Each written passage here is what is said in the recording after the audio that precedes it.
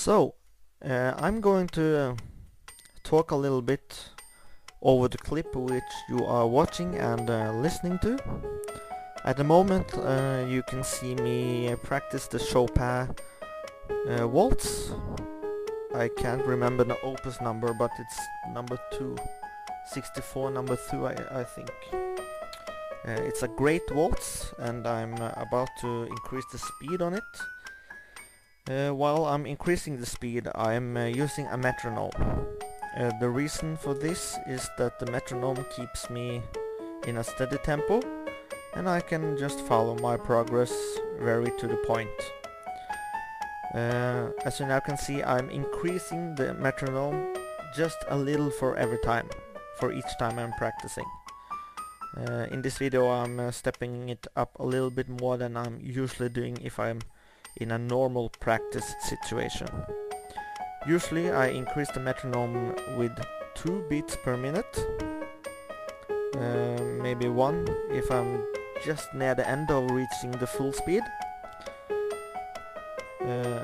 Also I'm always starting a little bit slower than I'm actually at, because I want to fool my brain into thinking that I'm progressing all the time, which allows me to progress even more than if I were to struggle on the maximum tempo.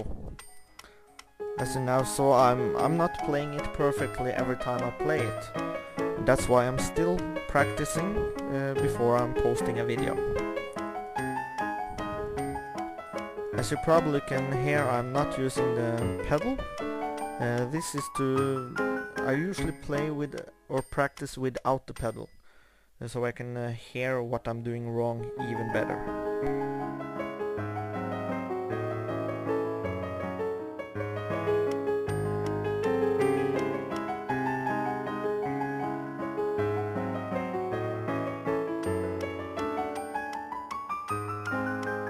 Yes, so stay tuned for that performance. I'm not sure when it's coming up, but I guess it's not too long.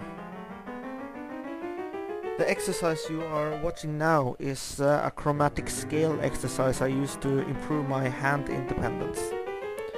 You are starting on different notes so that the hands doesn't do the same movement, and when you are reaching the 2 white keys it's especially difficult because you have to use different fingers, so we are forcing your brain to impulsively use different fingers when you're going up the scale. And I enjoy doing this exercise in between other exercises.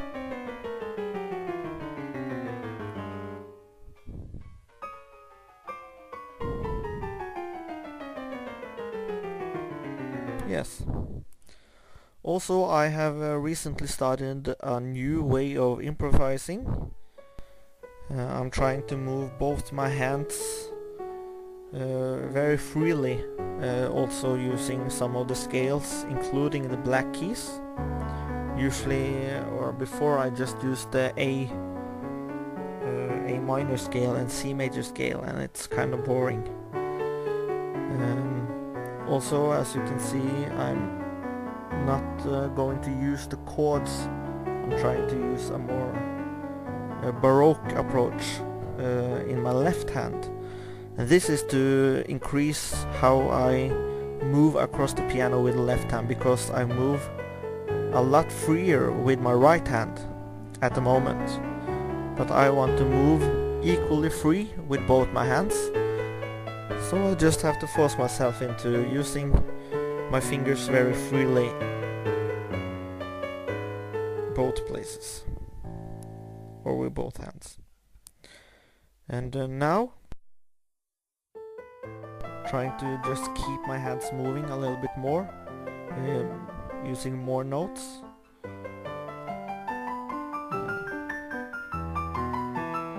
Yeah, let's just listen a little bit to it.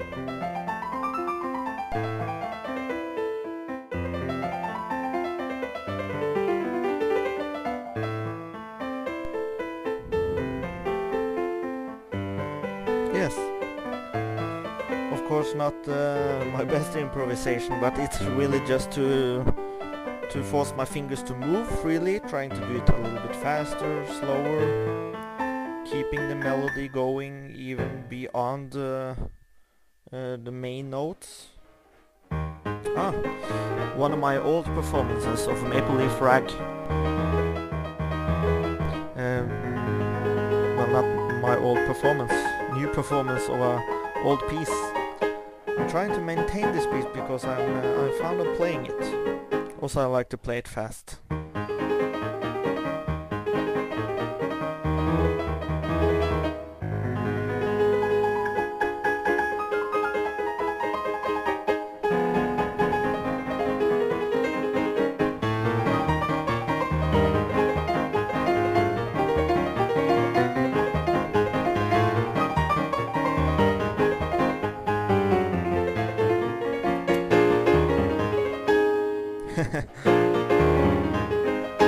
Yes. Of course not musically the best approach to this piece, but it's fun to do once in a while, just to try to force your fingers to keep the rhythm and to keep it at a high tempo.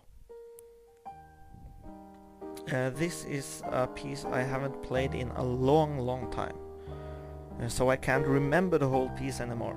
And as you can hear, well, just let me know if you think I should post a new performance of this piece, because I think I have improved a little bit last year, and I have been thinking about posting a new performance, but that means I'd have to relearn some parts of it, and yes, just go over a new way of interpreting it. Yes.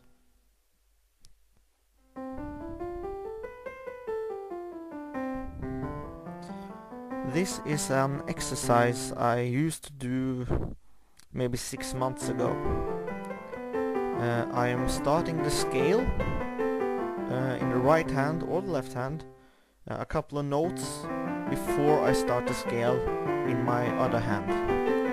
And it's actually, I think I have made this exercise up myself.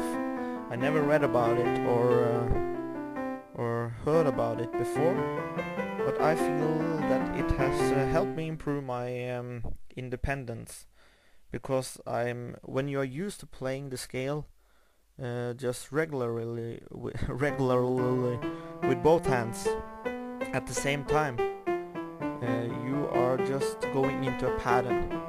But when you are mixing things up and forcing yourself to play them at different timings, you are forcing yourself to improve your hand independency as well. I'm not sure what I'm doing here, but I was actually going to play another piece, but I drifted off into something else. Ooh, nice chord.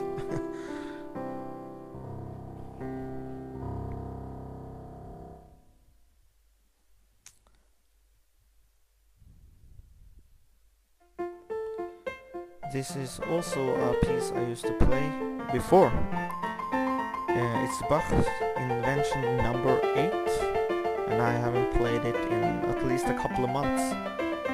It's helped me a lot when improving my fingers to move freely, because you are doing different things all the time with both your hands. Yes, that's it. So I hope you enjoyed it.